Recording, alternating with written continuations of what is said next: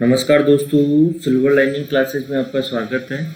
जैसे कि दोस्तों हम बात करें कि जो पिछली क्लास में दोस्तों अपन ने जो डीएसएसबी का जो ओल्ड पेपर है, ठीक है, डीएसएसबी का ओल्ड पेपर जो आपके एग्जाम में हो चुका है, उस पेपर को दोस्तों अपन क्या कर रहे थे, सोल्व कर रहे थे। ठीक है, तो इस डीएसएसबी के दोस्तों ओल्ड पेपर की अपन बात करें, ठीक है, डीएसएसबी की अपन बात करें, आपकी इस ओल्ड पेपर की दोस्तों अपन बात करते हैं। ठीक है, इसमें से दोस्तों अपन ने जो पिछली क्लास में जो डिस्कशन किया था, इसका जो पार्ट 1 आया था डीएसएस का, तो पार्ट 1 में दोस्तों अपन ने जो क्वेश्चन सोल्व किए 1 से 50 क्वेश्चन तक अपन ने सोल्व कर लिए थे। आज की क्लास में दोस्तों अपन जो सोल्व करने जा रहे हैं आपकी 51 से दोस्तों अपन बात करें आपकी 51 से 100 क्वेश्चन तक अपन क्या करेंगे, इसको सोल्व करेंगे। दोस्तों ये जो क्वेश्चन है आपकी इम्पोर्टेंट क्वेश्चन है, और पिछली क्लास में आपके जो पिछला डीएसएसबी का पेपर हुआ है 2019 में, यहाँ पर एग्जाम में क्वेश्चन आपके बन के आ चुके हैं। ठीक है, ऐसे क्वेश्चन जो डीएसएसबी के पेपर में टॉपिक में सिलेबस में नहीं थे, लेकिन फिर भी थोड़ा सा जो सिलेबस से थोड़ा सा टच हो रहे थे, और वहीं से एग्जाम ने क्या उठाया, आपका क्वेश्चन से उठाया है। तो देखो अपन सबसे पहले अपन प्रारंभ करते हैं। दोस्तों आपको बता दूं कि किसी भी स्टूडेंट दोस्तों यहाँ पर ऑनलाइन क्लासेस आपको ज्वाइन करनी है। दोस्तों ऑनलाइन क्लासेस ज्वाइन करने के लिए आपको सिल्वर लाइनिंग क्लासेस का ऐप डाउनलोड करना होगा। ठीक है, ये जो सिल्वर लाइनिंग क्लासेस का जो ऐप है, सिल्वर लाइनिंग क्लासेस का दोस्तों जो ऐप है, ये ऐप जो है आपको दोस्तों गूगल प्ले स्टोर से मिल जाएगा। कहाँ से मिल जाएगा आपको ये जो ऐप आपको दोस्तों मिल जाएगा, गूगल प्ले स्टोर से मिल जाएगा। ठीक है, गूगल प्ले स्टोर से दोस्तों मिलने के बाद की बात करें आपको, ठीक है, कि जिस भी स्टूडेंट को ऑनलाइन क्लासेस ज्वाइन करनी है, ठीक है, सिल्वर लाइनिंग क्लासेस है, जैसे दोस्तों आपको डीएसएसबी क्लासेस ज्वाइन करनी है, ठीक है, जैसे आपको राजस्थान लाइब्रेरियन 3rd ग्रेड की क्लासेस ज्वाइन करनी है, ठीक है, या आपको दोस्तों केवीएस एनवीएस की क्लासेस ज्वाइन करनी है, आपको सभी दोस्तों यहाँ पर आपको क्लासेज मिल जाएगी। डीएसएसबी की दोस्तों की बात करें, जिस इसमें क्लासेज ज्वाइन करनी है, डीएसएसबी की दोस्तों जो फीस रखी है वो 8,000 रुपये रखी है, लेकिन दोस्तों आपको 8,000 फीस नहीं पे करनी होती है, फीस पे करनी होगी आपको 2199 रुपये। ये दोस्तों ऑफर चल रहा है आपका 10 जुलाई तक। क्या चल रहा है आपका ऑफर चल रहा है 10 जुलाई तक रात्रि 12 बजे तक ऑफर चल रहा है दोस्तों। यहाँ पर आपके पास 2 दिन शेष है। इसके बाद जो फीस रहेगी इसकी 8,000 रुपये रहती है। राजस्थान लाइब्रेरी 3rd ग्रेड जो दोस्तों फीस है आपकी 7,000 रुपये है, लेकिन आपको 7,000 फीस पे नहीं करनी होती है। फीस जो पे करनी होगी आपको दोस्तों मात्र यहाँ पर आपकी 1999 रुपये इसमें फीस पे करनी होती है। ये भी ऑफर दोस्तों जो चल रहा है आपका, ये ऑफर चल रहा है 10 जुलाई तक ऑफर चल रहा है। ठीक है, समझ में आ गया। अब देखो यहाँ पर अपन बात करते हैं दोस्तों, यहाँ पर आपको डीएसएसबी क्लासेस में आपको टेस्ट मिलेंगे, आपको फ्री ऑफ मॉक टेस्ट मिलते हैं, 150 मॉक टेस्ट फ्री मिलेंगे। Rajasthan librarian 3rd grade online classes की अपन बात कर रहे हैं, तो राजस्थान लाइब्रेरी 3rd ग्रेड दोस्तों ऑनलाइन क्लासेस में अपन बात करें तो यहाँ पर आपको दोस्तों 200 मॉक टेस्ट यहाँ पर क्या मिलते हैं, आपको फ्री मिलते हैं। ठीक है, तो यकीन मान के चलिए दोस्तों, आपको जो आपकी 19 सितंबर को दोस्तों एग्जाम होने जा रही है, इसमें दोस्तों राजस्थान लाइब्रेरी 3rd ग्रेड की, तो इसमें दोस्तों आपको कोई भी मार्केट से गाइड खरीदने की आवश्यकता नहीं है। ठीक है, तो ये क्लास दोस्तों अपन बात करें, ये जो क्लास है आपके यूट्यूब पर भी हो रही है, और आपके जो सिल्वर लाइनिंग क्लासेस का ऐप है यहाँ पर भी दोस्तों क्या हो रही है, क्लास हो रही है। ठीक है, तो इस क्लास की दोस्तों अपन बात करते हैं आपकी, इसके अलावा जितने भी दोस्तों आपके जो ओल्ड पेपर है, इसके अलावा आपके जितने भी आपके ओल्ड पेपर है, सभी ओल्ड पेपर आपके दोस्तों अब आगे से सिल्वर लाइनिंग क्लासेस ऐप पर ही सोल्व होंगे। जो स्टूडेंट्स डीएसएसबी का पेपर ज्वाइन कर रखे, क्लासेस ज्वाइन कर रखी है, या Rajasthan library 3rd grade classes join कर रखी है, यहीं पर दोस्तों आपके लिए क्या हो जाएंगे, आपके पूरे पेपर सोल्व होंगे। ठीक है, तो सबसे पहले अपन दोस्तों अपन प्रारंभ करते हैं। आपके सामने दोस्तों आज का क्वेश्चन है, देखो क्वेश्चन अपन बात करें, क्वेश्चन क्या है आपके सामने दोस्तों, क्वेश्चन जो है आपके, ठीक है, क्वेश्चन क्या है आज का कि हाइपरटेक्स्ट शब्द किसके द्वारा निर्मित किया गया। तो हाइपरटेक्स्ट शब्द की दोस्तों हम बात करते हैं, किसके द्वारा निर्मित किया गया है। हाइपरटेक्स्ट शब्द दोस्तों आपकी टेड नेल्सन के द्वारा विकसित किया गया। इसमें दोस्तों जो आंसर कौन सा होगा, आपका सी ऑप्शन यहाँ पर करेक्ट होगा। ठीक है, अपन दोस्तों यहाँ पर जो क्लास में है, जो आप ऑनलाइन पेपर सोल्व कर रहे हैं, इस पेपर में दोस्तों मैं आपको बता दूं, यहाँ पर वही अपन दोस्तों क्या करेंगे, सोल्व करेंगे जो कि एग्जाम में आपसे पूछा जा सकता है। ठीक है, जो आपसे क्या कर सकता है एग्जाम में पूछा जा सकता है, उन्हीं पेपर को दोस्तों क्या करेंगे अपन सोल्व करेंगे। ठीक है, तो देखो अगले क्वेश्चन की दोस्तों अपन बात करते हैं। अगला क्वेश्चन क्या है यहाँ पर अपन बात करें। अगला क्वेश्चन दोस्तों है एक निश्चित समयावधि में एक संस्था को आंकलित राजस्व और व्यय का वित्तीय विवरण कहलाता है। तो यहाँ पर अपन बात करते हैं एक निश्चित समय अवधि में एक संस्था के आंकलित राजस्व और व्यय का वित्तीय विवरण दोस्तों क्या कहलाता है, आपका बजट कहलाता है। क्या कहलाएगा, आपका बजट कहलाएगा। बजट शब्द की दोस्तों उत्पत्ति जो होती है आपकी बूटर शब्द से होती है। किस शब्द से होती है, बूटर शब्द। और ये जो बूटर शब्द है दोस्तों किस भाषा का है, फ्रेंच भाषा का शब्द है। ठीक है, बूटर्स का अर्थ यहाँ पर दोस्तों हम बात करते हैं, बूटर्स का अर्थ क्या है, चमड़े का थैला। ध्यान रखना, बूटर्स का अर्थ यहाँ पर क्या है दोस्तों, आपकी चमड़े का थैला है। ये दोस्तों एग्जाम में ऐसा क्वेश्चन आपके बन के आ सकता है। क्वेश्चन क्या बन के आ सकता है, बजट शब्द की किस भाषा से उत्पत्ति हुई है, तो बजट शब्द की दोस्तों जो उत्पत्ति होती है आपके फ्रेंच भाषा से होती है। बजट शब्द किस शब्द से बना है, तो शब्द कौन सा, आपका बूटर शब्द है। और बूटर्स का अर्थ क्या होता है, चमड़े का थैला। ठीक है, अपन इसकी भी बात करेंगे जब बजट से अपन पढ़ेंगे आपके डीएसएसपी के ऑनलाइन क्लासेस में, या जो राजस्थान लाइब्रेरी 30 क्लासेस अपन जो ऑनलाइन पढ़ेंगे, तो उसमें पढ़ेंगे बजट शब्द का सर्वप्रथम प्रयोग किस देश में हुआ, कब हुआ, वो सभी चीजें अपन एक एक चीज अपन पढ़ते हुए चलेंगे। बजट दोस्तों जो है आगामी आने वाले वर्ष के लिए आय और व्यय का लेखा जोखा होता है। ठीक है, वो क्या कहलाता है दोस्तों, आपके बजट कहलाता है। आया समझे। अगला देखो अपन क्वेश्चन की अपन बात करते हैं। अगला क्वेश्चन क्या है, अगला क्वेश्चन दोस्तों है आइजली की स्थापना का वर्ष किस वर्ष में हुई। देखो आइजली की अपन बात करें तो आइजली की दोस्तों किस वर्ष में स्थापना होती है, सभी को पता है कि लगभग दोस्तों, ये तो मैंने ऑनलाइन क्लासेस में आपके ऑफलाइन क्लासेस में लगभग क्वेश्चन सोल्व करवा चुका हूँ। आइजली की स्थापना जो होती है आपकी 1955 में होती है।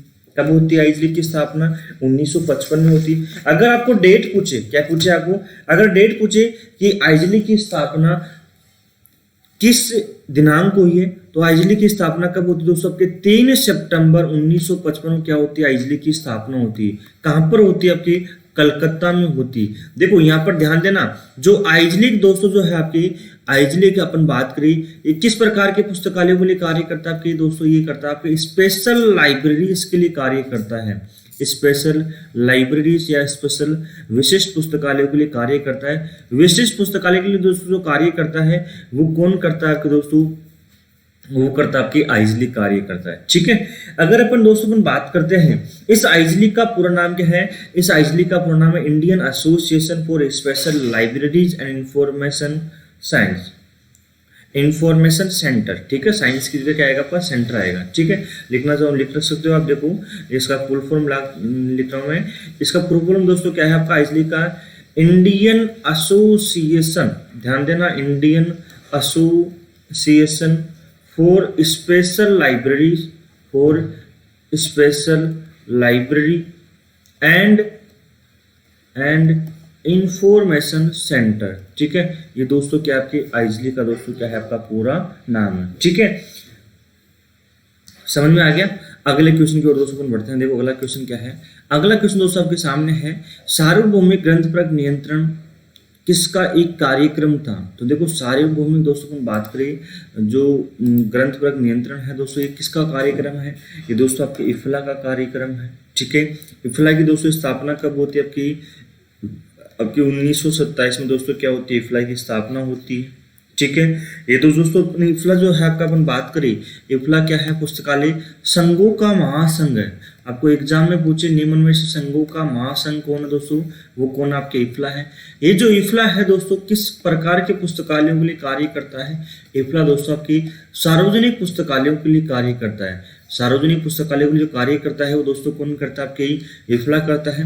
किस स्तर पर करता है, राष्ट्रीय स्तर पर करता है या अंतर्राष्ट्रीय स्तर पर, ये जो कार्य करता है दोस्तों आपकी इंटरनेशनल लेवल पर कार्य करता है। किस स्तर पर करेगा, आपकी इंटरनेशनल लेवल पर या अंतर्राष्ट्रीय स्तर पर जो सार्वजनिक पुस्तकालयों के लिए विकास की बात करेगा वो दोस्तों कौन करता है, आपके इफ्ला करता है।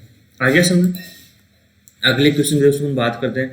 अगला क्वेश्चन है उद्देश्यपूर्ण प्रबंधन की संकल्पना, उद्देश्यपूर्ण प्रबंधन की संकल्पना किसके द्वारा प्रतिपादित की गई। तो देखो अपन बात करें दोस्तों उद्देश्यपूर्ण प्रबंधन की, जो अपन बात करें ये किसके द्वारा जो है प्रतिपादित की गई है, तो दोस्तों ये आपके पीटर ड्रकर के द्वारा की गई है। देखो आपको याद आ रहा होगा, देखो ध्यान देना, आपको याद आ रहा होगा ये पीटर ड्रकर के बारे में कि पीटर ड्रकर ने एक सिद्धांत दिया था एमबीओ। कौन सा सिद्धांत दिया था? एमबीओ। जो एमबीओ दोस्तों का पूरा नाम क्या है? एमबीओ को ध्यान देना यहाँ पर आपकी एमबीओ को नाम है आपके मैनेजमेंट बाय ऑब्जेक्टिव। एमबीओ को नाम क्या है आपका? मैनेजमेंट बाय ऑब्जेक्टिव है। यही है क्या एमबीओ का नाम पूरा? ठीक है, एमबीओ का पूरा नाम क्या है दोस्तों आपकी? एमबीओ का जो पूरा नाम है आपकी मैनेजमेंट बाय ऑब्जेक्टिव। ठीक है, ये दोस्तों क्या है इसका पूरा नाम है। हिंदी में क्या बोलते हैं इसको? उद्देश्यपूर्ण प्रबंधन कहते हैं। क्या कहते हैं? उद्देश्यपूर्ण प्रबंधन। और ये कब आता है दोस्तों की? 1954 में आता है। तो यहाँ पर आपसे पूछ रहा है उद्देश्यपूर्ण प्रबंधन की संकल्पना किसके द्वारा की गई है? वो दोस्तों की गई आपके पीटर ड्रकर के द्वारा की गई है। ठीक है, अगले अपन दोस्तों अपन बात करते हैं। देखो अगला क्वेश्चन क्या है अपने पास? अगला क्वेश्चन देखो अपन बात करें, अगला क्वेश्चन क्या है अपने पास से? अगला है एमलिब साइंस का प्रारंभ, एमलिब साइंस का आरंभ करने वाला देश का प्रथम विश्वविद्यालय है। देखो ये पिछली आपका इसी में एक दो बार क्वेश्चन आपका रिपीट हो चुका है, एक बार पहले भी अपन इस क्वेश्चन को किया है। तो अगर अपन बात करें कि जो एमलिब साइंस का आरंभ करने वाला देश का प्रथम विश्वविद्यालय है वो दोस्तों कौन सा है आपकी? वो है आपका यूनिवर्सिटी ऑफ दिल्ली। दिल्ली विश्वविद्यालय के द्वारा सर्वप्रथम आपकी एमलिब साइंस का दोस्तों क्या गया? प्रारंभ किया गया। ठीक है, अगर आपको पूछे एमलिब के, देखो एमलिब के बारे में तो यहाँ पर कौन आ रहा है आपकी? एमलिब के बारे में तो आ रहा है आपका दिल्ली यूनिवर्सिटी आ रही है। अगर आपको पूछे BLIS के बारे में तो BLIS का प्रारंभ करने वाला दोस्तों कौन सा देश है? अलीगढ़ मुस्लिम यूनिवर्सिटी है। आगे समझे, आगे अपन देखो अपन बात करते हैं। अगला क्वेश्चन क्या है? अगला क्वेश्चन है राजा राम मोहन राय पुस्तकालय फाउंडेशन किसके द्वारा स्थापित किया गया? देखो राजा राम मोहन राय पुस्तकालय फाउंडेशन बोल दो या शॉर्ट फॉर्म इसको अपन क्या बोल सकते हैं? सर शॉर्ट फॉर्म में जो बोल सकते हैं इसको RRR भी कह सकते हैं। अरे क्या बोल सकते हैं अपन इसको? RRR। इसकी स्थापना कब होती है? 1972 में होती है। कहां पर हो रही है? कलकत्ता में हो रही है। अगर आपको एक्ट पूछे तो एक्ट कौन सा था आपका? पश्चिमी Bengal society of registration act 1961 के तहत, ध्यान देना कौन सा था? पश्चिमी Bengal society of registration act 1961 के तहत आपकी RRR की दोस्तों क्या होती है? स्थापना होती है। अब यहाँ पर पूछ रहा है किसके द्वारा स्थापित किया गया? तो किसके द्वारा स्थापित किया गया? आपकी संस्कृति मंत्रालय के द्वारा क्या क्या स्थापित किया गया। अगर आपको पूछे वर्तमान समय में किसके अधीन कार्य करता है तो RRR वर्तमान समय किसके अधीन कार्य करता है? आपकी ये करता है दोस्तों संस्कृति मंत्रालय के अधीन कार्य करता है। ठीक है, समझ में आ गया। आगे अपन देखो अगला क्वेश्चन आपके सामने स्क्रीन के सामने आ चुका है। अगला क्वेश्चन क्या है? शास्त्रीय विद्यालय का पिता किसे कहा जाता है? तो शास्त्रीय विद्यालय का दोस्तों जो पिता कहा जाता है वो किसे कहा जाता है? ये क्वेश्चन आपके ऐसा क्वेश्चन आपके ये एक दो बार क्वेश्चन आपके बन के आ भी चुका है एग्जाम। तो दोस्तों शास्त्रीय विद्यालय का दोस्तों जो पिता है वो किसे कहा जाता है? आपका हेनरी फेयोल को कहा जाता है। हेनरी फेयोल ने दोस्तों अपन बात करें आपकी प्रबंध के 14 सिद्धांत भी दिए। कितने किसके सिद्धांत ने? आपकी प्रबंध के 14 सिद्धांत दिए। तो प्रबंध के 14 सिद्धांत दोस्तों किसने दिए? आपके हेनरी फेयोल ने दिए। अगर आपको पूछे प्रबंध के तत्व, ठीक है, प्रबंध के तत्व तो अपन आगे पढ़ेंगे। अगर पूछे आपको प्रबंध के कार्य, दोनों में डिफरेंस है अपन। ठीक है, प्रबंध के कार्य या प्राथमिक कार्य वो भी प्रबंध के प्राथमिक कार्य दोस्तों किसने दिया है? आपके हेनरी फेयोल ने दिए। कितने दिए प्राथमिक कार्य? 5 प्राथमिक कार्य दिए हैं। ठीक है, अगले अपन दोस्तों हम बात करते हैं। अगला क्वेश्चन क्या है? पुस्तकालय विज्ञान में कौन सा नियम पुस्तकालय कार्य घंटों पर जोर देता है? देखो यहाँ पर आपसे जो पूछ रहा है कार्य घंटों पर जोर देता है कि पुस्तकालय जो विज्ञान का जो पुस्तकालय विज्ञान के जो 5 सूत्र है उनमें से ऐसा कौन सा सूत्र है जो पुस्तकालय के कार्य घंटों पर क्या करता है? जोर देता है। तो कौन सा सूत्र देगा? आपकी प्रथम सूत्र देता है।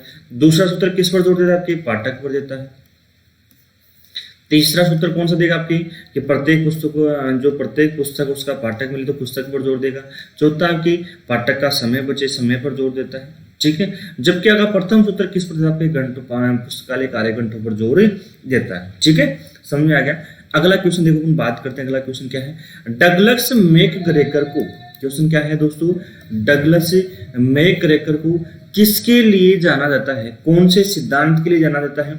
तो यहाँ पर दोस्तों यहाँ पर जो सिद्धांत दोस्तों है वो सिद्धांत x और y के लिए जाना जाता है। किस सिद्धांत के लिए जाना जाता है? ये सिद्धांत x और y के लिए जाना जाता है। ठीक है, अगला क्वेश्चन दोस्तों हम बात करते हैं। देखो अगला क्वेश्चन क्या है, बड़ौदा। यहाँ पर दोस्तों आपका क्या है, बड़ौदा है। ठीक है, ये पूछ रहा आपकी बड़ौदा राज्य में सार्वजनिक पुस्तकालय आंदोलन से जुड़ा व्यक्ति कौन है? तो दोस्तों बड़ौदा राज्य से सार्वजनिक पुस्तकालय आंदोलन से जुड़ा व्यक्ति कौन है? महाराजा सियाजीराव गायकवाड़ तृतीय। और ये तृतीय है, कई गाइड्स में दोस्तों आपको सेकंड मिलता है, तो सेकंड नहीं है, वहां पर करेक्शन कर लेना। 2-3 एग्जाम में दोस्तों एक क्वेश्चन जो है आ चुका है, इसलिए आपको बता रहा हूं कि वहां पर जो एग्जाम में दोस्तों जो माना गया है वो किसको माना गया, आपके तृतीय को माना गया है। एक तो दोस्तों 2018 में राजस्थान यूनिवर्सिटी में लाइब्रेरियन टेक्निकल का पेपर होता है, असिस्टेंट लाइब्रेरियन का पेपर होता है, उसमें पूछा गया था। उसमें जो आपका आंसर माना गया, क्या माना गया आपका? महाराजा सियाजीराव गायकवाड़ तृतीय। एक आपकी यूजीसी नेट में दोस्तों एक क्वेश्चन आपके पूछा जा चुका है, तो उसमें दोस्तों जो आंसर माना गया, कौन सा माना गया है? आपका तृतीय माना गया है। इसलिए जहां पर आपको ऐप पर मैसेज करने की आवश्यकता नहीं है कि सर ये सेकंड है या तृतीय है, तो इसका आंसर जो होगा वो दोस्तों कौन सा होगा? महाराजा सियाजीराव गायकवाड़ तृतीय होगा। ठीक है, अगले क्वेश्चन दोस्तों बढ़ते हैं। देखो अगला क्वेश्चन क्या है, पुस्तकों की सुपुर्दगी की अधिनियम, पुस्तकों की सुपुर्दगी अधिनियम भारत में किस वर्ष में पारित किया गया? दोस्तों आपको जो पूछ रहा है, ये पूछ रहा है आपको डिलीवरी ऑफ बुक्स एक्ट के बारे में पूछ रहा है। किसके बारे में पूछ रहा है आपको? Delivery of books act. ठीक है, डिलीवरी ऑफ बुक्स एक्ट के बारे में पूछ रहा है कि डिलीवरी ऑफ बुक्स एक्ट आपके दोस्तों किस वर्ष में पारित होता है? तो डिलीवरी ऑफ बुक्स एक्ट दोस्तों जो पारित होता है आपकी 1954 में पारित होता है।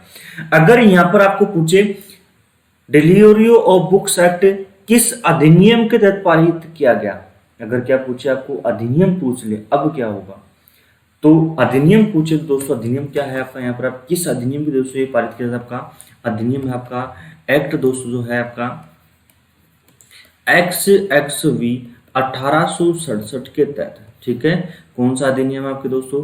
XXV 1867 के तहत आपकी डिलीवरी ऑफ बुक्स एक्ट के तहत शामिल इसको पारित किया जाता है। जब दोस्तों ये जब डिलीवरी ऑफ बुक्स एक्ट पारित हुआ था तब इसमें कितने पुस्तकालय थे आपकी? 3 पुस्तकालय को इसमें शामिल किया, लेकिन 1982 में दोस्तों एक पुस्तकालय को शामिल किया। कौन से पुस्तकालय को? आपके डिलीवरी ऑफ बुक्स एक्ट को शामिल किया जाता है। जैसे डिलीवरी ऑफ बुक्स एक्ट को शामिल किया, यहाँ पर कितने पुस्तकालय होगी? 4 पुस्तकालय। और जो चौथा 1982 दोस्तों जो पुस्तकालय शामिल किया जाता है वो पुस्तकालय कौन सा शामिल किया? आपकी दिल्ली पब्लिक लाइब्रेरी को शामिल किया। ठीक है, किस पुस्तकालय को शामिल किया? आपकी 1982 में दिल्ली पब्लिक लाइब्रेरी को शामिल किया। और जैसे शामिल करते हैं कितने पुस्तकालय हो गया आपके दोस्तों? 4 पुस्तकालय हो गए। ठीक है, समझ में आ गया। आगे अपन दोस्तों अपन बात करते हैं। देखो यहाँ पर दोस्तों जो पूछा था आपका न्यूनतम कीमत पर, ठीक है, न्यूनतम कीमत पर या न्यूनतम मूल्य पर अधिकतम संख्या के लिए सर्वोत्तम पठन किसको कहा जाता है, या ये सिद्धांत जो है किसके द्वारा दिया गया है? दोस्तों हम बात करते हैं जो सिद्धांत है आपकी मेलविल डेवी के द्वारा ही दिया जाता है। आधुनिक पुस्तकालय वर्गीकरण के पिता पुस्तकालय जनक। ठीक है, आपके विश्व स्तर पर क्या है? आपके पुस्तकालय जनक के पिता कहते हैं इनको। ठीक है, अगला क्वेश्चन दोस्तों है आपका, अगला क्वेश्चन है बुक्स इन प्रिंट एक है। ठीक है, आपसे पूछा जा रहा है जो बुक्स इन प्रिंट है, यहाँ से पूछा जा रहा है आपका बुक्स इन प्रिंट क्या है? देखो बुक्स इन प्रिंट की दोस्तों अपन बात करते हैं, एक व्यापारिक ग्रंथ सूची है, एक आपकी ट्रेड बिब्लियोग्राफी है। क्या है आपका ये दोस्तों आपकी ट्रेड बिब्लियोग्राफी है। अपन इसको हिंदी में क्या बोल सकते हैं? इसको हिंदी में दोस्तों अपन जो बोल सकते हैं इसको व्यापार ग्रंथ परक बोल सकते हैं। क्या बोल सकते हैं इसको? व्यापार ग्रंथ परक बोल सकते हैं। ये जो बुक्स इन प्रिंट के दोस्तों अपन बात करते हैं, देखो बुक्स इन प्रिंट की अपन बात करते हैं, जो इसका प्रकाशन प्रारंभ होता है दोस्तों ये होता है आपका 1948 में। क्या होता है इसका दोस्तों? प्रकाशन प्रारंभ होता है। ध्यान देना, जो प्रकाशन दोस्तों कब होता है इसका? 1948 में प्रारंभ होता है। किसके द्वारा प्रकाशन किया गया? आपके R.R. बाउकर के द्वारा किया गया। ठीक है, जब इसका प्रकाशन प्रारंभ हुआ दोस्तों इसकी आवृत्ति क्या थी? आपकी वार्षिक आवृत्ति थी। ठीक है, समझ में आ गया। और इसका जो इलेक्ट्रॉनिक संस्करण आता है, जो बुक्स इन प्रिंट का इलेक्ट्रॉनिक संस्करण आता है, एग्जाम में पूछ लिया आपसे क्वेश्चन दोस्तों कि बुक्स इन प्रिंट का इलेक्ट्रॉनिक संस्करण कब आया या किस वर्ष में है? तो देखो इलेक्ट्रॉनिक संस्करण दोस्तों कब आता है इसका? ये आता है 1986 में। ध्यान देना, एग्जाम में क्वेश्चन इस प्रकार से बन सकता है कि अगर अपन ने बुक्स इन प्रिंट का आपका क्वेश्चन आपसे पूछा जा चुका है, तो इससे संबंध और क्वेश्चन आपके बन के आ सकते हैं। बुक्स इन प्रिंट क्या है दोस्तों? आपकी बुक्स इन प्रिंट है आपके ट्रेड बिब्लियोग्राफी। किस वर्ष में प्रकाशन प्रारंभ होता है इसका? 1948 में। किसके द्वारा किया गया? आर बाउकर के द्वारा। बुक्स इन प्रिंट की आवृत्ति क्या है? तो बुक्स इन प्रिंट की आवृत्ति क्या है? वार्षिक है। बुक्स इन प्रिंट का जो है इलेक्ट्रॉनिक संस्करण किस वर्ष में आता है? तो बुक्स इन प्रिंट का इलेक्ट्रॉनिक संस्करण दोस्तों जो आता है आपके 1986 में आता है। ठीक है, समझ में आ गया। अगले क्वेश्चन की दोस्तों बात करें, देखो अगला क्वेश्चन क्या है। आंकड़ों के फैलाव या वितरण का दृश्य प्रस्तुतिकरण कहलाता है। तो दोस्तों क्या कहलाता है आपका? ये कहलाता है आपका आयत चित्र कहलाता है। इसमें सी ऑप्शन आपका क्या होगा? यहाँ पर आपके करेक्ट होगा। ठीक है, अगला क्वेश्चन क्या है। निम्नलिखित में से कौन सा मेटा सर्च इंजन है? आपसे जो क्वेश्चन पूछा जा रहा है आपका मेटा सर्च इंजन पूछा जा रहा है कि निम्नलिखित में मेटा सर्च इंजन कौन सा है? तो दोस्तों मेटा सर्च इंजन कौन सा? आपका डॉग फाइल है। कौन सा है आपका जो मेटा सर्च इंजन है वो दोस्तों कौन सा? आपका डॉग फाइल यहाँ पर आपकी मेटा सर्च इंजन है। ठीक है, अगला क्वेश्चन देखो हम बात करते हैं। अगला क्वेश्चन क्या है जो पूछा जा रहा है दोस्तों? आपकी ये पूछा जा रहा है आपका इनस्पेक्ट डेटाबेस। ध्यान देना यहाँ पर आपकी इनस्पेक्ट डेटाबेस को आवर्तित करता है या इनस्पेक्ट डेटाबेस का उद्देश्य किसके लिए है या किसके लिए कार्य करता है? तो देखो इनस्पेक्ट डेटाबेस की दोस्तों हम बात करते हैं आपकी ये इनस्पेक्ट डेटाबेस दोस्तों क्या है? पे इंडेक्सिंग डेटाबेस है। क्या है आपका दोस्तों? ये कि इंडेक्सिंग डेटाबेस है। ध्यान देना जो मैं बता रहा हूँ दोस्तों, एग्जाम में क्वेश्चन आपके बन के आ चुका डीएसएसबी वालों, एक बार ध्यान देना इसका। ठीक है, क्वेश्चन क्या है? इंस्पेक्ट डेटाबेस क्या है? तो ये क्या है आपका इंस्पेक्ट डेटाबेस? आपकी ये दोस्तों इंडेक्सिंग डेटाबेस है। क्या है आपका? इंडेक्सिंग डेटाबेस है। किसके लिए है? आपकी साइंटिफिक, ठीक है, साइंटिफिक एंड टेक्निकल के लिए। किसके लिए है आपका दोस्तों? ये साइंटिफिक एंड टेक्निकल के लिए। मतलब अपन इसको बोल सकते हैं हिंदी में क्या बोल सकते हैं? भौतिक और अभियांत्रिक के लिए बोल सकते हैं कि एक इंडेक्सिंग डेटाबेस है जो कि भौतिक और अभियांत्रिक के लिए कार्य करता है, यह साइंटिफिक एंड टेक्निकली के लिए कार्य करता है। ठीक है, ये दोस्तों जो है इंस्पेक्ट जो डेटाबेस है, जो इंस्पेक्ट किसके द्वारा जो प्रकाशित किया जाता है, अगर अपन बात करें पब्लिश जो किया जाएगा दोस्तों, ये किसके द्वारा पब्लिश किया जाता है? अगर आपको पूछ ले कि इंस्पेक्ट डेटाबेस किसके द्वारा पब्लिश किया जाता है दोस्तों, जो पब्लिश किया जाएगा आपका ये किया जाएगा आपका आईईटी के द्वारा। किसके द्वारा पब्लिश किया जाएगा? आपकी आईईटी के द्वारा। आईईटी का पूरा नाम क्या है? आईईटी का दोस्तों पूरा नाम है institution of engineering and technology. लिखना चाहो लिख लो। आईईटी का पूरा नाम क्या है? Institution of engineering and technology के द्वारा आपके इंस्पेक्ट को प्रकाशित किया जाता है। और जो इसका दोस्तों जो उद्देश्य है वो क्या है? साइंटिफिक एंड टेक्नोलॉजी, मतलब भौतिक और अभियांत्रिक के लिए दोस्तों क्या करता है? कार्य करता है। ठीक है, ये दोस्तों बेसिक चीजें हैं, आपसे एग्जाम में क्वेश्चन आपके बन के आ सकता है। जो इंस्पेक्ट डेटाबेस का दोस्तों जो प्रारंभ होता है, इसका प्रारंभ किस वर्ष में होता है दोस्तों? प्रारंभ भी आप लिख लो, एग्जाम में क्वेश्चन आपके बन के आ सकता है। 1967 में आपके इंस्पेक्ट डेटाबेस का दोस्तों क्या होता है? प्रारंभ ही होता है। वैसे अपन हर चीज को दोस्तों जो आपके डीएसएसपी के सिलेबस में जो डीएसएसपी की तैयारी करने वाले स्टूडेंट हैं, जो लाइब्रेरी के स्टूडेंट्स तैयारी करने वाले हैं, जो दोस्तों आपके एग्जाम में क्वेश्चन आपके पूछ लिया, जो अपन पेपर सोल्व करने जा रहे हैं, उसको दोस्तों एक एक टॉपिक को अपन क्लियर करते हुए चलेंगे। और आपको अलग से भी मैं आपको करवाऊंगा, कुछ टॉपिक आपको करवा दिया, कुछ टॉपिक दोस्तों अपन अलग से ही करेंगे। ठीक है, अगले क्वेश्चन की दोस्तों अपन बात करते हैं। अगला क्वेश्चन क्या है? अगला क्वेश्चन देखो अपन बात करते हैं association of special library and information bureau ASLIB किस प्रकार का विशेष पुस्तकालय, किस देश का पुस्तकालय है? विशेष जो पुस्तकालय है किस देश का पुस्तकालय है दोस्तों? एसलिब की अपन बात करते हैं दोस्तों, ये जो है आपका यूएसए का है। किसका है? आपका यूएसए का दोस्तों क्या आपका एसलिब है। और यहाँ पर दोस्तों क्या है? एक विशिष्ट पुस्तकालय है। ठीक है, अगला क्वेश्चन की अपन बात करते हैं, वो अगला क्वेश्चन क्या है? वह सेवा जो आधारभूत रुचि के उनके क्षेत्र की वर्तमान साहित्य से प्रयोक्ता को सूचित और अद्यतन रखती है। ऐसी कौन सी सेवा है जो आधारभूत रुचि के उनके क्षेत्र के वर्तमान साहित्य से प्रयोक्ता को या अपन बोलते पाठक को सूचित और अद्यतन रखती है, सबसे आगे रखती है? वह दोस्तों कौन सी सेवा है? अगर अपन उस सेवा की दोस्तों हम बात करें तो दोस्तों कौन सी होगी? सामयिक जागरूकता सेवा होगी। ठीक है, यहाँ पर दोस्तों थोड़ा सा करेक्शन कर लेना, यहाँ पर आप क्या आएगा? आपका सामयिक जागरूकता सेवा आएगी। ठीक है, अपन क्या बोल सकते हैं इसको दोस्तों? सामयिक जागरूकता सेवा भी इसको कह सकते हैं। ठीक है, तो इसका ऑप्शन जो करेक्ट होगा वह दोस्तों कौन सा होगा? बी ऑप्शन यहाँ पर करेक्ट होगा। ठीक है, अगला क्वेश्चन देखो हम बात करते हैं। अगला क्वेश्चन क्या है? निम्नलिखित में से कौन सी विश्व की सर्वाधिक पुरानी और बड़ी एसोसिएशन है? देखो आपसे पूछा जा रहा है कि निम्नलिखित में से ऐसा कौन सा पुस्तकालय संघ है जो सबसे बड़ा भी है, सर्वाधिक पुराना भी है और बड़ा भी है, कौन सा संघ है? तो देखो यहाँ पर जो आपका एक ही आंसर होगा दोस्तों, वह कौन सा होगा? आपका अमेरिकन लाइब्रेरी एसोसिएशन, ALA हुआ। ALA की दोस्तों अपन बात करते हैं। जो ALA दोस्तों क्या है? आपका विश्व का सबसे बड़ा पुस्तकालय संघ है, विश्व का सबसे बड़ा एसोसिएशन है। इस ALA की स्थापना कब होती है? 1876 में। किसके द्वारा? मेलविल डेविस के द्वारा इसकी स्थापना की जाती है। अगर आपको पूछ ले, अगर क्या पूछ ले, भारत में सबसे पहले किस एसोसिएशन की स्थापना की गई? भारत में किस पुस्तकालय संघ की स्थापना की जाती है सर्वप्रथम? तो दोस्तों भारत में सर्वप्रथम पुस्तकालय संघ की स्थापना की जाती है, वो कहां पर की जाती है? आपकी आंध्र प्रदेश में की जाती है। ठीक है, कब की जाती है? आपकी 1914 में। 1914 में एक विजयवाड़ा में क्या होता है? एक सम्मेलन होता है। जो विजयवाड़ा पर दोस्तों जो पड़ता है वर्तमान समय आपके आंध्र प्रदेश में पड़ता है। एक सम्मेलन हुआ पुस्तकालय अध्यक्षों का, और इस सम्मेलन में एक निर्णय लिया गया कि आंध्र प्रदेश का भी पुस्तकालय संघ की स्थापना की जानी चाहिए, एक पुस्तकालय संघ होना चाहिए। इसके बाद में जैसे स्थापना होती है, भारत का पहला पुस्तकालय संघ कहलाता है। अगर आपको पूछे भारत का पहला राष्ट्रीय स्तर का संघ की पुस्तकालय संघ की स्थापना कब हुई? भारत का राष्ट्रीय स्तर के पुस्तकालय संघ की स्थापना कब हुई?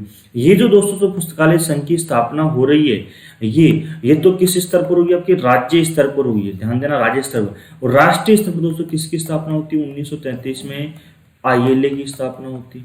समझ में आ गया? तो इस प्रकार से दोस्तों एक क्वेश्चन को अपन क्लियर करते हुए चलिए, एग्जाम में किसी प्रकार से घुमा फिरा कर आपसे एग्जाम में क्वेश्चन बन के आ सकता है। ठीक है, क्लियर है? अगले क्वेश्चन की ओर दोस्तों अपन बढ़ते हैं। देखो अगला क्वेश्चन क्या है आपका, अगला क्वेश्चन देखो इंपोर्टेंट है। अगला क्वेश्चन दोस्तों है पोल आउटलेट। क्वेश्चन क्या है दोस्तों आपके? ठीक है, पोल आउटलेट और हेनरी ला फाउंटेन की स्थापना के उपकरणीय थे। ठीक है, ये जो पोल आउटलेट और हेनरी ला फाउंटेन के द्वारा किस उपकरण की, किस संघ की स्थापना की गई? तो दोस्तों किस संघ की स्थापना की जाती है? आपकी FID की स्थापना की जाती है। कब की जाती है? ये दोस्तों 12 सितंबर 1895 की जाती है। ठीक है, जो YouTube पर स्टूडेंट्स क्लास को देख रहे हैं आपके दोस्तों, YouTube पर इस क्लास मैंने आपको FID क्लास आपके अलग से लगा दी है, इंपॉर्टेंट क्लास है, एक बार इसको दोस्तों जरूर देखिए। ठीक है, और स्थापना दोस्तों कहाँ पर की गई? इसकी ब्रूस लेस में की गई। ठीक है, कहाँ पर दोस्तों इसकी स्थापना की जाती है? इसकी जो स्थापना की जाती है आपकी ब्रूस लेस, जो कि कहाँ पर? आपकी बेल्जियम। ठीक है, कहाँ पर है? बेल्जियम में दोस्तों इसकी स्थापना की जाती है। किसकी स्थापना की गई? आपकी FID की स्थापना की गई।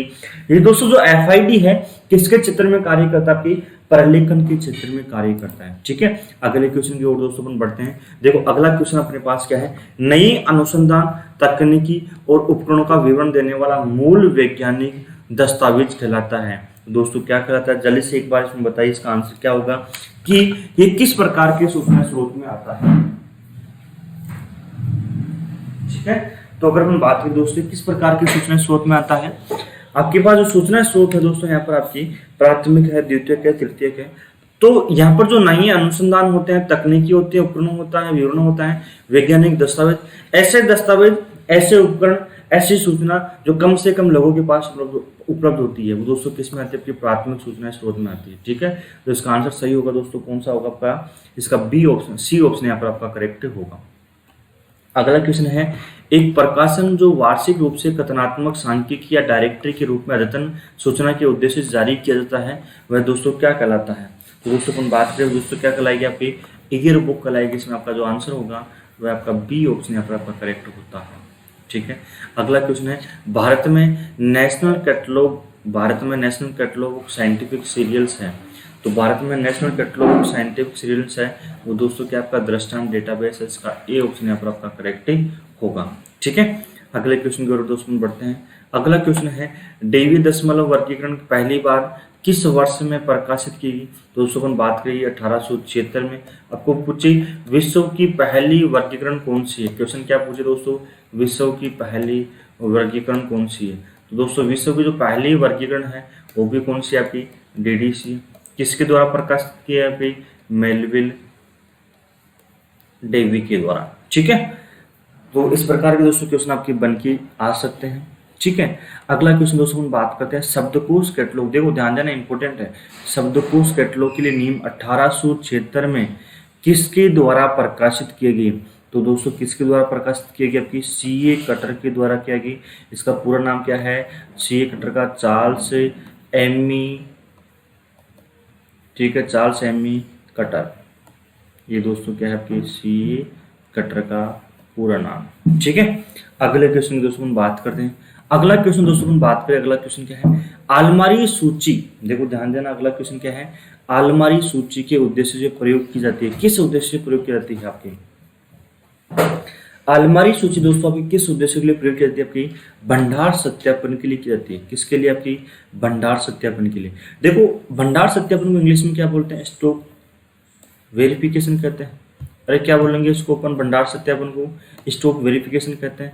स्टॉक वेरिफिकेशन की दोस्तों अपन बात करते हैं। स्टॉक वेरिफिकेशन की आपकी अनेक विधियां हैं।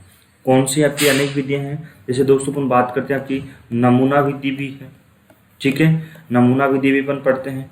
आपकी गणना विधि भी दोस्तों अपन इसी में पढ़ते हैं, ठीक है। इसके अलावा दोस्तों अपन आपकी प्रति फुट गणना विधि पढ़ते हैं। क्या पढ़ते हैं इसको दोस्तों? यहाँ पर आपकी प्रति फुट गणना विधि पढ़ते हैं यहाँ पर आपकी, ठीक है। इसके अलावा दोस्तों आपके अपन बात करें निदानी सूची विधि पढ़ते हैं, परिगण पंजिका विधि पढ़ते हैं। तो यहाँ पर आपके भंडार सत्यापन की अनेक विधियां हैं, जिसमें आपके पुस्तकालय पुस्तकों की जांच की जाती है, पुस्तकालय का भौतिक सत्यापन किया जाता है। तो यहाँ पर जो अलमारी सूची का उद्देश्य किस उद्देश्य के लिए प्रयोग की जाएगी? आपके बंधन के लिए नहीं की जाती है, वर्गीकरण के लिए नहीं, छटाई के लिए नहीं। जो आपका आंसर सही होगा दोस्तों यहाँ पर आपके भंडार सत्यापन यहाँ पर करेक्ट ही होता है, ठीक है। अगले क्वेश्चन की दोस्तों हम बात करते हैं। देखो ब्राउनी चार्जिंग विधि किसने शुरू की? देखो ब्राउनी चार्जिंग जो है आपकी, जो ब्राउनी चार्जिंग विधि दोस्तों किसके द्वारा प्रारंभ की गई? आपकी मिस निनाई ब्राउनी के द्वारा की गई है। जो कि आपके कहाँ से थी दोस्तों? आपके किस देश से थी? आपकी ये क्वेश्चन आपके पूछा गया था, आपका यूएसए से थी आपकी, ठीक है। इसके अलावा दोस्तों हम बात करते हैं आपकी, ठीक है, इसके अलावा हम बात करें किस पुस्तकालय के लिए प्रारंभ की आपकी ब्राउनी चार्जिंग? दोस्तों ये जो है आपकी बोस्टन लाइब्रेरी के लिए दोस्तों इसको ब्राउनी चार्जिंग के लिए निर्माण किया जाता है। और जो बोस्टन लाइब्रेरी के लिए ब्राउनी चार्जिंग का निर्माण किया है वो दोस्तों किसने किया? आपकी मिस नीना ई ब्राउनी ने किया है, ठीक है। समझ में आ गया किसने किया? आपकी मिस नीना ई ब्राउनी ने किया है। अगला क्वेश्चन देखो अपन बात करते हैं, इंडेक्स्ड 1 है। क्वेश्चन क्या है दोस्तों? आपकी इंडेक्स्ड 1 है। तो दोस्तों अपन बात करते हैं इंडेक्स्ड क्या है? कंसोर्टियम है। अरे क्या है आपका इंडेक्स्ड दोस्तों? कंसोर्टियम है। सबसे पहले उसका ध्यान रखना है, आपका इंडेक्स्ड क्या है? आपका दोस्तों कंसोर्टियम है। अगर दोस्तों हम बात करते हैं इसका पूरा नाम क्या है, तो इसका पूरा नाम है इंडियन, लिखना चाहो लिख लो, Indian national digital library in engineering science and technology, ठीक है। इसका दोस्तों पूरा नाम लिखना चाहो लिख लो, इंडियन नेशनल, लिखना चाहो तो लिख लो, मैं लिखवा देता हूँ आपको, इंडियन नेशनल, ठीक है, science, sorry Indian national digital आएगा आपका, इंडियन नेशनल डिजिटल, ठीक है, digital library in engineering science and technology, ठीक है। ये दोस्तों क्या है? इसका पूरा नाम है, ठीक है।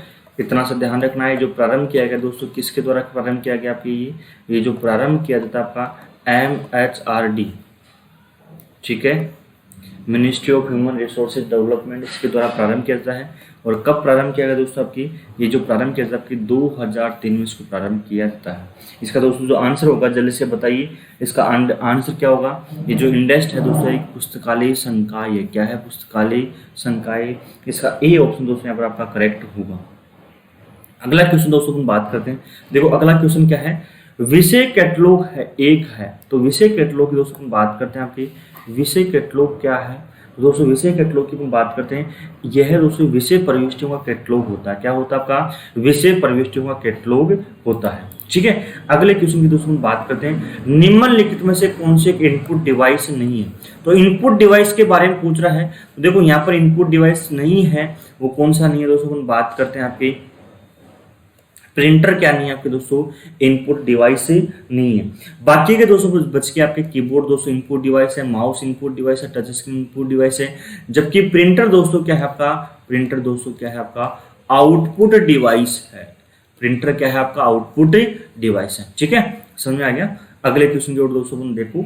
अगला क्वेश्चन क्या है, नेक्स्ट क्वेश्चन है, संदर्भ सेवा एक निजी तरीके से एक पाठक और उसके दस्तावेज के बीच सही सामग्री स्थापित करने की प्रक्रिया है, वह दोस्तों किसके द्वारा कहा गया है। दोस्तों जो ये कहा जाता है, ये किसके द्वारा कहा जाता है, आपकी एस.आर. रंगनाथन के द्वारा। ठीक है, एस.आर. रंगनाथन ने संदर्भ सेवा को दोस्तों क्या कहा है, व्यक्तिगत सेवा कहा है। अपन इसको यहाँ पर दोस्तों क्या बोल सकते हैं, इसको व्यक्तिगत सेवा भी कह सकते हैं। आपको पूछे कि व्यक्तिगत सेवा किसने कहा है, तो एस.आर. रंगनाथन ने कहा था। और एक दोस्तों आपकी सैमुअल एस ग्रीन ने भी कहा है। किसने कहा है, सैमुअल एस ग्रीन ने भी कहा है। अगर आपको दोनों ऑप्शन में मिल जाए तो पहला ऑप्शन आपका कौन सा करेक्ट होगा, सैमुअल एस ग्रीन। अगर ये ऑप्शन में वहां पर आपको दोस्तों ऑप्शन में नहीं मिलता है, ठीक है, तो कौन सा होगा, एस.आर. रंगनाथन। पहले सबसे पहले जो आपकी संदर्भ सेवा को व्यक्तिगत सेवा कहा जाता है वो सैमुअल एस ग्रीन के द्वारा, उसके बाद जो कहा गया है एस.आर. रंगनाथन के द्वारा। तो यहाँ पर जो पूछा जा रहा था कि संदर्भ सेवा एक निजी तरीके से एक पाठक और उसके दस्तावेज के बीच सही सामग्री स्थापित करने की प्रक्रिया कहलाती है, ये किसके द्वारा कहा गया दोस्तों, डॉक्टर एस.आर. रंगनाथन के द्वारा कहा जाता है।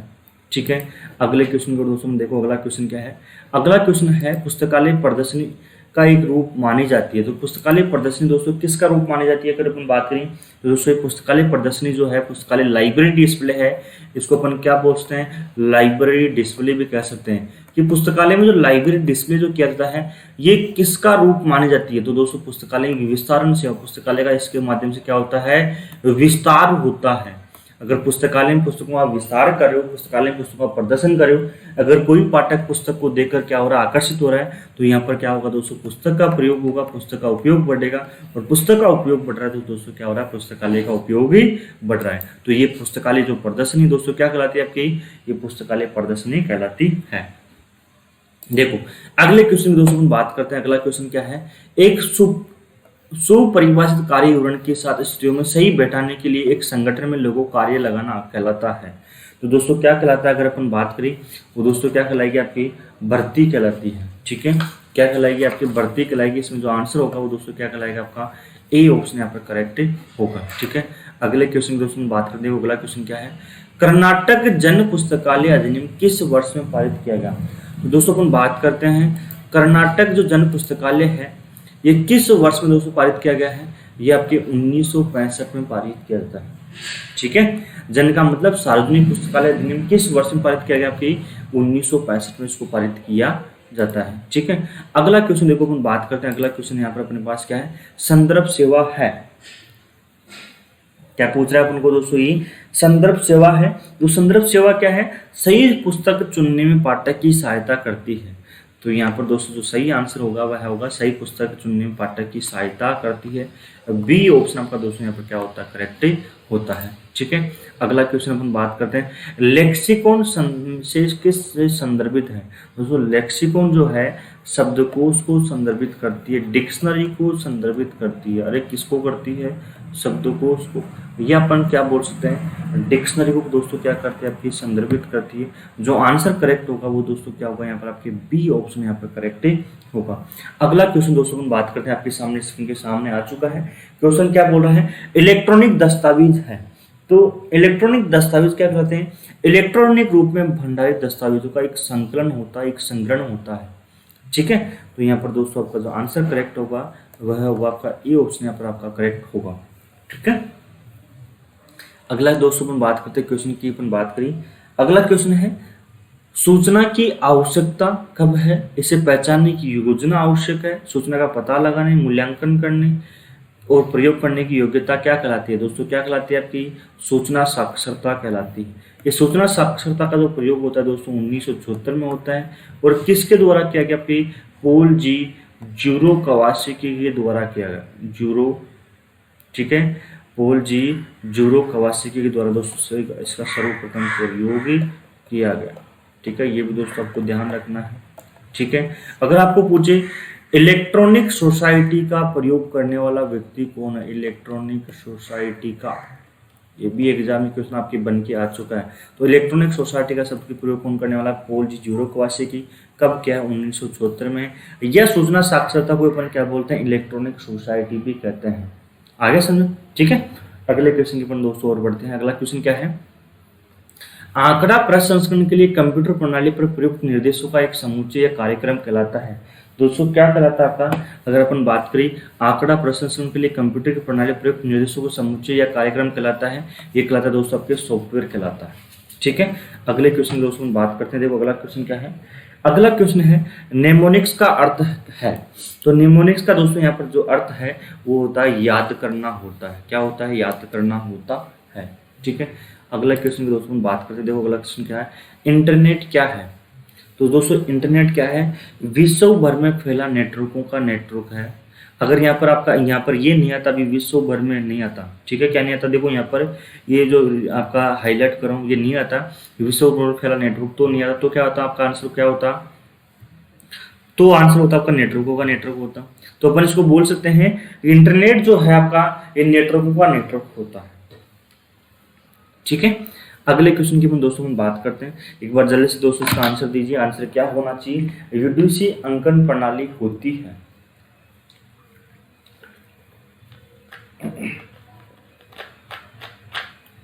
तो देखो यूडीसी अंकन प्रणाली की दोस्तों अपन बात करते हैं।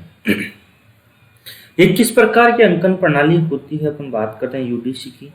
तो दोस्तों ये किस प्रकार की अंकन प्रणाली होती है, मिश्रित अंकन प्रणाली होती है। सबसे पहली चीज तो ये ध्यान रखना है किस प्रकार की होती है दोस्तों, मिश्रित अंकन प्रणाली होती है। ये यूडीसी, अगर आपको एग्जाम पूछे कि यूडीसी किस पुस्तकालय संघ की देन है, देखो ध्यान देना है यहाँ पर आपको, एग्जाम ऐसा भी क्वेश्चन बन के आ सकता है, यूडीसी किस पुस्तकालय संघ की देन है। तो यूडीसी दोस्तों जो है आपकी एफआईडी की देन है। ठीक है, किसकी देन है, आपकी एफआईडी की देन है। जो यूडीसी दोस्तों है, यूनिवर्सल डेसिमल जो क्लासिफिकेशन है, ये किस वर्ष में संस्करण आता है दोस्तों, जो यूडीसी दोस्तों आती है आपकी 1905 में आती है। ठीक है, इसको थोड़ा सा ध्यान रखना है। अगला क्वेश्चन की ओर दोस्तों बढ़ते हैं। देखो अगला क्वेश्चन क्या है अपने पास, अगला क्वेश्चन है एक फायरवॉल है। तो एक फायरवॉल दोस्तों क्या होता है आपका, असुरक्षित स्रोतों से पहुंच के अनुरोधों को अस्वीकृत करता है। यहाँ पर जो आंसर होगा वो दोस्तों आपका ए ऑप्शन यहाँ पर आपका करेक्ट होगा। ठीक है, अगला क्वेश्चन दोस्तों अपन बात करें। अगला क्वेश्चन है सूचना खोज के संदर्भ में एंड और एंड नोट है, एंड और एंड नोट है। तो इसकी अपन दोस्तों अपन बात करते हैं। क्या है आपका दोस्तों, खोज में परिचालक कहलाता है। क्या कहलाता है आपका दोस्तों, खोज में क्या कहलाता है आपका, परिचालक कहलाता है। तो यहाँ पर जो आंसर करेक्ट होगा दोस्तों कौन सा होगा, आपका डी ऑप्शन यहाँ पर आपका करेक्ट होगा।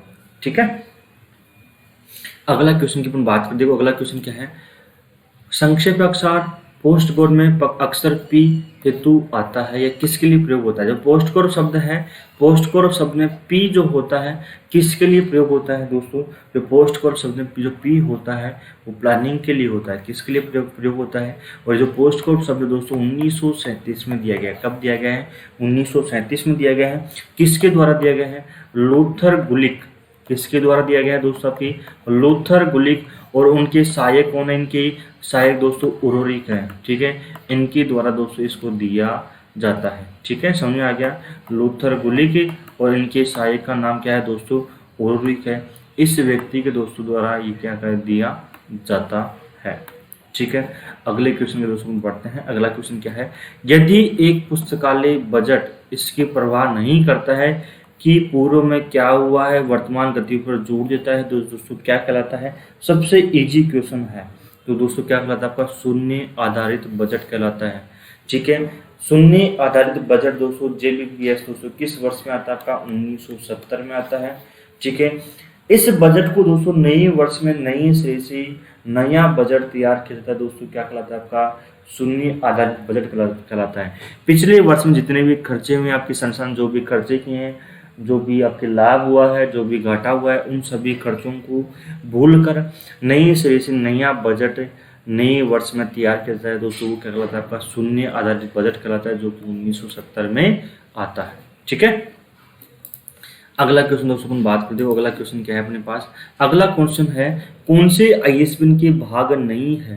तो दोस्तों आईएसबीएन का भाग नहीं है, समूह पहचान करता भी होता है, जांच अंक भी होता है। ठीक है, और आपके लिंग अंक नहीं होता, तो लिंग अंक नहीं होता है, प्रकाशन उपसर्ग भी होता है, तो आपसे पूछ रहा नहीं आइसम के भाग नहीं है, तो कौन सा नहीं होगा आपका, लिंग अंक नहीं होगा। यहाँ पर आपका जो आंसर होगा वह सी ऑप्शन दोस्तों यहाँ पर क्या होता है, करेक्ट होता है। ठीक है, अगला क्वेश्चन दोस्तों अपन बात करते, देखो अगला क्वेश्चन क्या है, निम्नलिखित में से कौन से पुस्तक चयन उपकरण है।